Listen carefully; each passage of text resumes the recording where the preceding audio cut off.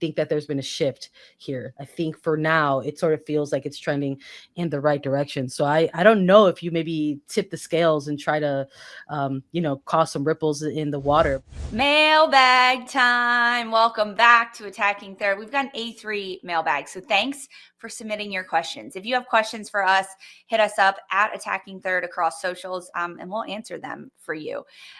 So let's go question number 1. Thanks so much to Kadic9432 for submitting this question for us. How do you think the U.S. women's national team roster will look in a year when they have no big tournaments, larger friendly rosters, more variation at each international window? This is a big question, Sandra. What do you got for Kadic? Yeah, where do I think the roster is going to go from here? I think with Emma Hayes in charge, sky's the limit, right? Limits the sky. It could go nearly anywhere. I think that's actually a benefit to the program and the next steps that they're going to take. We're already hearing constantly from Emma Hayes about the processes and preparations for the 2027 to 2028 cycle. So I would imagine that without the quote unquote big tournaments, that still means there's going to be your international windows and things like your typical sort of things that are in place like that. But maybe that means there's even more freedom that we're kind of anticipating when it comes to naming those types of rosters. U.S. Women's National Team program hasn't been shy in the past, no matter who was in charge of like maybe naming a little bit of a bigger roster at times, like maybe there's a game day where you have to name 23, but you're calling in 26 or 27 players. I don't think that changes going forward. And I think that maybe if the recipe has already revealed itself, we're going to see even more international debuts, because something that happened in even the buildup to Emma Hayes' arrival as head coach is that tons of players earned their first national team caps. They've made their first starts or first debuts. They did it in that 9-month interim period with Twyla Kilgore by design. Hayes wanted to get more players, more looks. And when she came into the mix in June, we continued to see that with Lily Yohannes, and we're still going to continue to see that, I think, moving forward, especially in this type of 2-year window before the next cycle.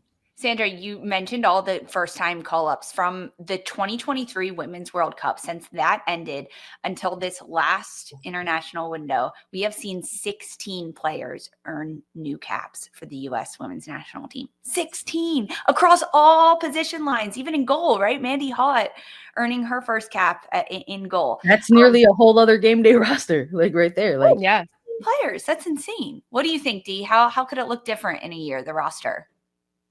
I think it could change a lot. There's a couple players that I think are kind of on the cusp of how we're talking about, Megan Rapinoe a couple years back, Alex Morgan this last year, that this could be kind of the beginning of some change. And I like it. I'm here for the competition. I'm here for the different style of play. I love that some of these younger players especially are playing in Europe and are bringing a different style, different cadence to the game that I think really appeals to Emma Hayes and her style of play. So I love it. The competition aspect, the depth, the different types of players that maybe never would have gotten looks before, like an Emma Sears. I think 5 years ago, Emma Sears, she's not starting every single game on her club team and scoring over 10 goals, is not getting a call up to the national team. And Hayes has completely revamped the way the players are called in. So I'm here for it. Let's see some more competition in all of these positions. A lot of youth, a lot more first-time call-ups, hopefully some bigger rosters so that she can do that all in one mix. Okay, question number 2 from the Rumble Wagon. Is Lily Yohannes guaranteed a spot on the U.S. Women's National Team, or will she need to earn her spot just like any other player? This comes after the 17-year-old just announced that she is going to commit for the U.S. She had the opportunity to play for the Netherlands or for the U.S. Dee, what do you think? I mean, no spot is guaranteed. There's nothing guaranteed about a position on the U.S. national team. Also, the sun is crazy right now coming through my window. I can't get up and adjust it. But I do think it's so promising for her, knowing that Hayes has come out and said, well, we really hope we get her. We just don't want to pressure her. There's so much media around her. We're talking about her. I think every women's soccer show has spoken about how big of an asset she would be to this national team. And we only saw a glimpse of what she can do when she came in and played and scored, had these brilliant through slip passes, especially to Trinity Rodman. She's playing deep in the 6. Her savviness, calmness on the ball. I think she definitely is a big threat to anybody else that is in that position, I would say, because I don't think anybody has the same qualities she has, especially just at 17 years old. It's scary to think of how she's going to be in the next 2 years. June 24, she was 16. That's when she got her first cap and first goal for the U.S., and that's it. Okay, question number 3. Megan Rogers, 5G. She says, should U.S. youth programs be doing anything differently given how the global game is evolving? Sandra, I'm going to let you run with this one. I don't know if I have a whole lot on this one, if I'm being frank, especially when we're coming off of a question that just talks about Lily Yohannes. I think that's a very unique situation for her. This is a player that's very, very young, found herself in the Netherlands, started training with players in Ajax over there, and now we're eventually going to get to see her called into camps and probably see her more frequently. And then when you look at the years that the cycles that we are just witnessing for like the U17 levels, the U20 levels, back-to-back bronze medal finishes, like these are areas in which we're looking at our youth national team landscape, and their trajectory is trending upward. It's not flat or downward, where maybe the argument was perhaps a decade ago, perhaps a cycle ago, that there were some concerns around that. I think that there's been a shift here. I think for now, it sort of feels like it's trending in the right direction. So I don't know if you maybe tip the scales and try to, cause some ripples in the water, but we should always, make sure that above all else, that this game is accessible to our youth in this country. Yeah. I think that's always going to be the biggest thing for me. Hands down. I think Emma Hayes has talked about it as well, wanting to get the senior national team to steady their ship. She did that. She won gold, but then also having a ripple down effect to all the youth programs. You think about in Spain, every single team plays the same way, from their youth national teams to their senior national teams, so players can plug and play.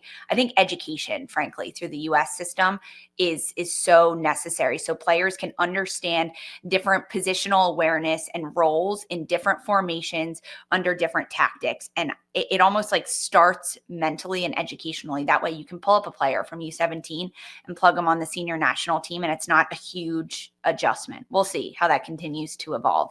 Question number 4 from Carmina Caballes, 8453. How do you think women's college soccer will continue to change in this environment, and how will it affect professional leagues? Darian, what do you think?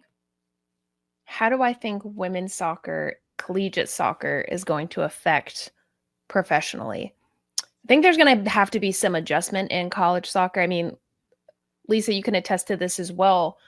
I was jacked in college. There's this weird sort of American football mentality. I think collegiate female soccer coaches and kind of fitness programs have that isn't that effective. I think also the length of the season, the kind of one-dimensional college soccer can be isn't the biggest asset going pro.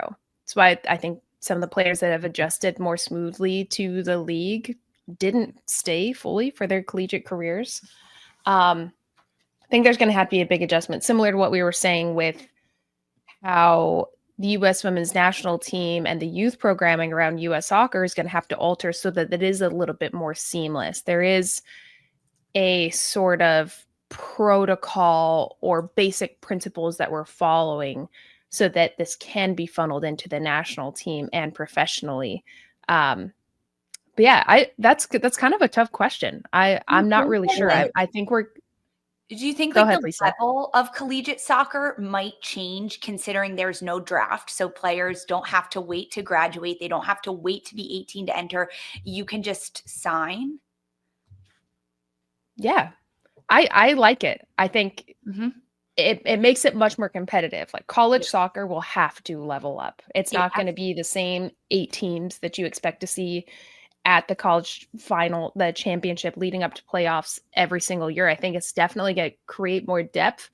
I do think there's going to be a weird time that we're going to be approaching, though, They'll without be the like draft, without something to look into. Yeah. 4 years that'll be like really funky for collegiate soccer. Yeah, Darian, I was husky in college. I was it doesn't translate well. strong. Never lifted heavy pro. It's No. so funny. Maybe in the off season, which is 2 months. No, It's weird.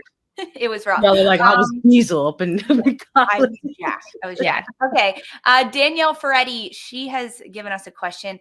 Are there any players that you're excited about playing collegiate soccer right now, Sandra? We've got the NCAA tournament starting this week. The first round is on Friday. Who should we watch? Yeah, College Cup, baby. No, I love how the transition from the last question to this one, because yes, collegiate soccer is gonna have to definitely build itself up, especially with NWSL getting rid of the draft, something like USL Super League that's in existence. There's just all these different channels for players to navigate their soccer careers and make choices to how they want to look. So with the College Cup coming up, look, I've been high on this player for a while. I pretty sure I had her even on one of my mock drafts, even though I was pretty sure she wasn't going to declare. But Lexi Misimo out of Texas is a player that I've really enjoyed watching in her collegiate career.